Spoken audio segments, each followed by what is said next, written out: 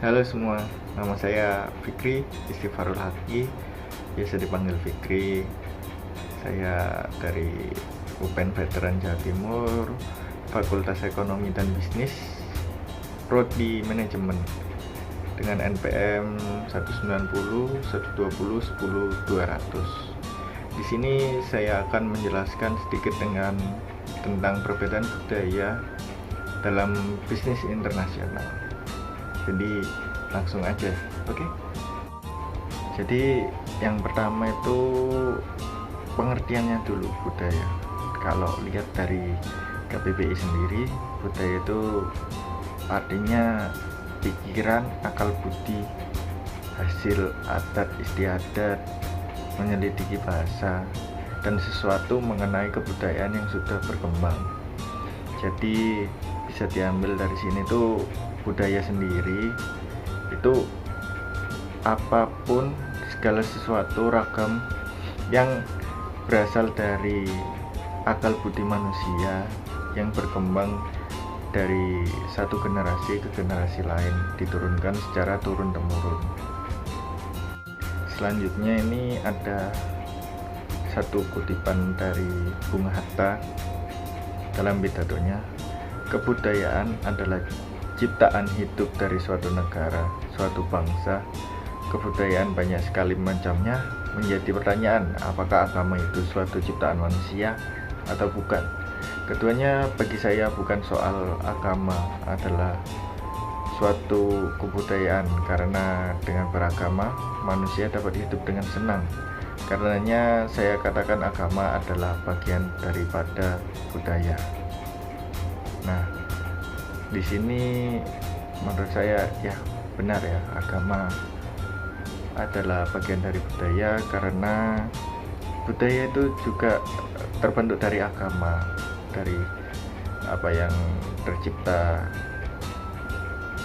agama. Misalnya agama Islam menciptakan beberapa budaya ya di Indonesia, seperti adanya beduk ya kan, kemudian sarung, lalu peci ya kan, peci kopiah, kemudian ada lagi itu berbagai macam pakaian, baju koko atau baju syar'i lainnya. Itu contoh agama berpengaruh juga di budaya. Baik, jadi setelah mengenal budaya, pengertian budaya, selanjutnya itu ada asal-usul budaya.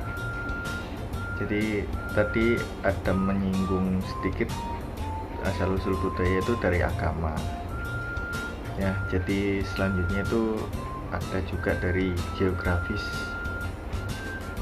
atau geografi ya, karena geografi ini sendiri berpengaruh kepada budaya itu sendiri, karena letak suatu negara atau bagian daerah ya itu menentukan juga kebudayaan, berpengaruh pada budaya. Contohnya ke pakaian ya, di Arab ya, di daerah timur sana itu, budaya timur itu mengenakan baju-baju tertutup, apalagi perempuannya yang sampai bercadar. Mohon maaf di koreksi ya salah ya, itu karena di sana itu panas dan berdebu ya, banyak pasir, sehingga di sana itu menggunakan apa itu namanya, cadar atau penutup lah, agar itu tidak panas. Sementara di Indonesia sendiri menciptakan budaya sendiri ya, hanya mengenakan jilbab atau pakaian-pakaian syar'i, kemudian yang laki menggunakan sarung dan pakaian baju koko yang tidak terlalu tebal ya. Kalau di Arab sana kan kalau malam itu kalau siang itu panas banget ya. Kalau malam dingin banget, jadi mau nggak mau itu yang tebal juga, jadi kalau malam itu biar tidak kedinginan. Sementara di Indonesia sendiri kan lebih ke daerah perkotaan ya, maksudnya itu ya ada pedesaan, tapi mayoritas kalau udah sekarang kan dibangun perumahan, jadinya ya rata-rata perkotaan. Itu menggunakan baju koko, sarung, peci, dan yang perempuan menggunakan jilbab dan bagian-bagian syar'i lainnya tanpa menggunakan cadar, karena itu tidak cocok di sini ya, karena di sini tuh tidak terlalu berdebu atau berpasir seperti di Arab sana, jadi ya kurang cocok. Kemudian ada teknologi ini berpengaruh pada budaya. Jadi dari budaya yang dahulu kala surat menyurat, akhirnya setelah ada teknologi yang namanya handphone itu mulai kegeser ya, jadi orang-orang lebih menyukai untuk menggunakan telepon genggam HP, karena ya kemudahan dalam mengerjakan sesuatu, bisa browsing, bisa chatting, sosial media ya, berbagi dengan orang lain itu dalam satu genggaman saja. Selanjutnya sejarah sendiri itu ya banyak sekali yang dibicarakan. Kalau membahas tentang budaya, sejarah ini sangat berpengaruh untuk kebudayaan ya.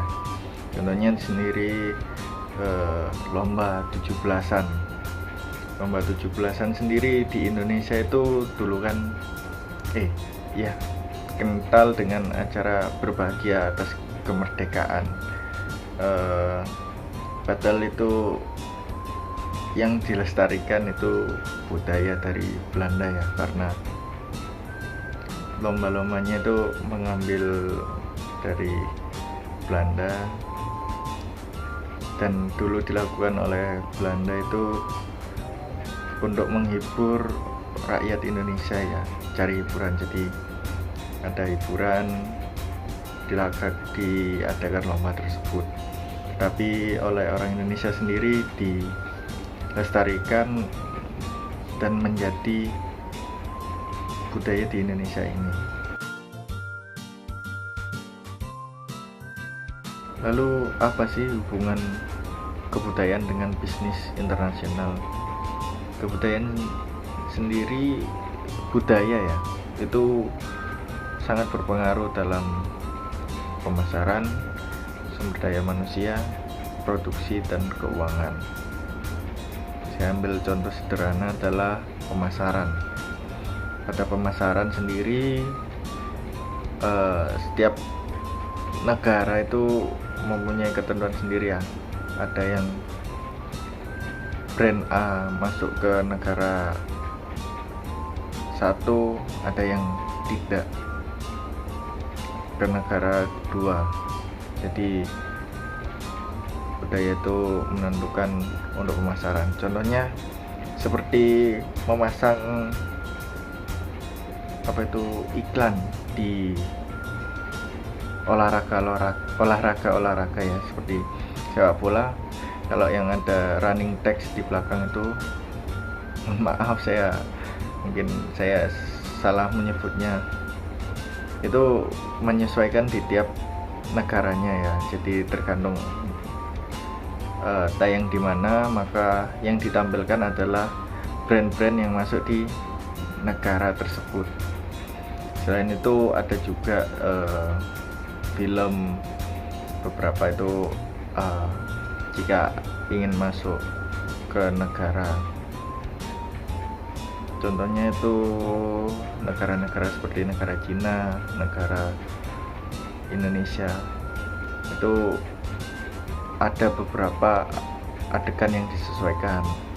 Contohnya di Indonesia itu karena sekarang itu lagi ketat ya, beberapa adegan yang sadis ataupun adegan yang terlalu vulgar itu akan disensor ya.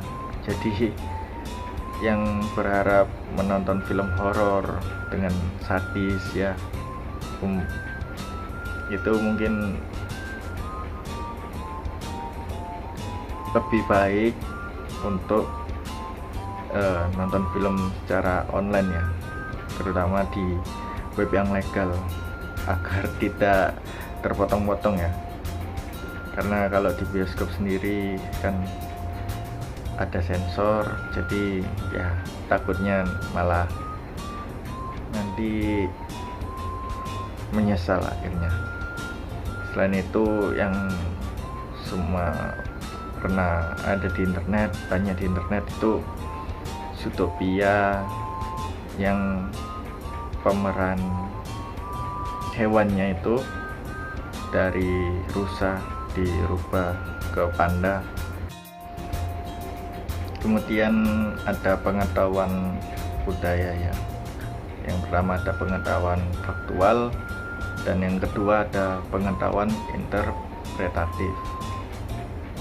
Jadi seperti yang diketahui, pengetahuan faktual itu adalah salah satu informasi fakta tentang suatu negara. Misalnya Indonesia mayoritas penduduknya adalah Muslim, maka untuk pengetahuan interpretatifnya, jadi kita harus memahami jika di Indonesia yang mayoritas Muslim itu berbeda dengan mayoritas Muslim di negara lain ya, berbeda budayanya. Jadi setiap ingin memasukkan barang atau jasa harus lebih disesuaikan lagi. Contoh sederhananya ya, itu pemasaran pakaian ya. Pakaian di Indonesia sendiri, terutama pakaian-pakaian atau baju-baju kokoh, itu lebih ke arah untuk yang sederhana ya, seperti baju koko dengan sarung, kemudian peci. Berbeda dengan yang ada di Arab yang lebih menggunakan setelan panjang, kemudian dengan penutup kepala ya, berbeda sekali dengan Indonesia. Hal itu disesuaikan karena ya emang budayanya berbeda. Jika memaksakan, takutnya itu produk akan tidak laku di pasaran. Contohnya memaksakan untuk memasukkan produk sarung di Arab, ya mungkin saja laku, tapi tidak akan laku keras selayaknya di Indonesia. Selanjutnya ada bahasa nonverbal. Jadi itu perbedaan yang harus diperhatikan dalam bisnis internasional, karena di setiap negara arti bahasa nonverbal itu berbeda-beda. Contohnya seperti jempol yang berada di antara jari tengah dan jari telunjuk, di Indonesia mengartikan itu hal yang tabu ya, atau kasar lah. Sementara di Amerika itu menandakan permainan ya, kayak hidung yang dicuri dari muka anak kecil gitu ya, kayak ya ini hidungmu aku ambil. Nah itu perbedaan yang pertama. Selanjutnya ada seperti memberi salam ya. Kalau di Indonesia mungkin mayoritas memberi salam itu dengan berjabat tangan ya, seperti icon Nokia jabat tangan ya. Kalau untuk di Jepang sendiri itu seperti memungkulkan badan, itu untuk memberi salam, memberi hormat ya. Seperti itu perbedaan. Jika salah menggunakan